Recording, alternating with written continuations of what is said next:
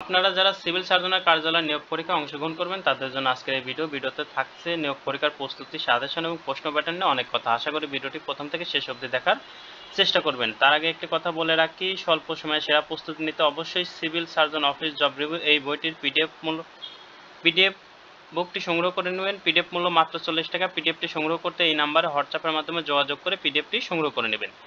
তো চলুন দেখে নেই আমাদের কি পড়তে হবে। সিভিল সার্জন আপনারা যে পোস্টে পরীক্ষা দেন না কেন, বাংলা 20, ইংরেজি 20, গণিত 20, সাধারণ জ্ঞান 20 মার্কের, টোটাল 80 মার্কের পরীক্ষা থাকবে। সময় দেওয়া হবে 90 মিনিট।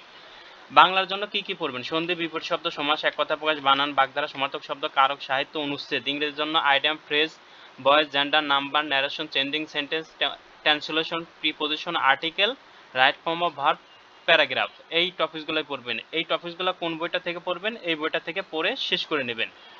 আর গণিতের জন্য নবম শ্রেণীর গণিত এবং অষ্টম শ্রেণীর গণিত, এই দুইটা বই যদি পারেন সংগ্রহ করে পড়বেন, না পারলে অবশ্যই গণিত পিডিএফটি সংগ্রহ করে পড়ে নেবেন। এই গণিত পিডিএফ থেকে 100% গণিত কমন পাবেন।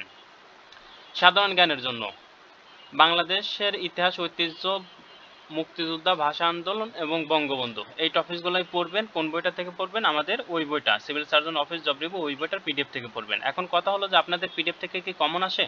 অবশ্যই কমন আসে, তা নাহলে এরা চাকরি পেল কিভাবে? এই পিডিএফগুলো সংগ্রহ করে এই ভাইয়ের সুপারিশ হয়েছে, এরকম অনেকগুলা দেখাইতে পারবো যারা আমাদের পিডিএফ পড়ে ইনশাল্লাহ চাকরি পেয়েছে। এখন কথা হলো যে বিগত সালের একটি প্রশ্ন নিয়ে আমরা আলোচনা করব। আপনারা ভালো করে একটু দেখে নেবেন যে আপনাদের কোন কোন টপিকস থেকে প্রশ্ন আসে এবং কি পড়তে হবে।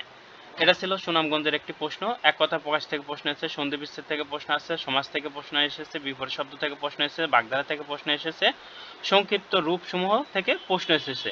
যা এই টপিকসগুলো 100% আমাদের এই civil surgeon office job review এই পিডিএফে 100% এই পিডিএফ থেকে কমন ছিল। এরপরে আসি, নিচের বাক্যসমূহ ইংরেজিতে অনুবাদ করুন, অর্থাৎ ট্রান্সলেশন এসেছে।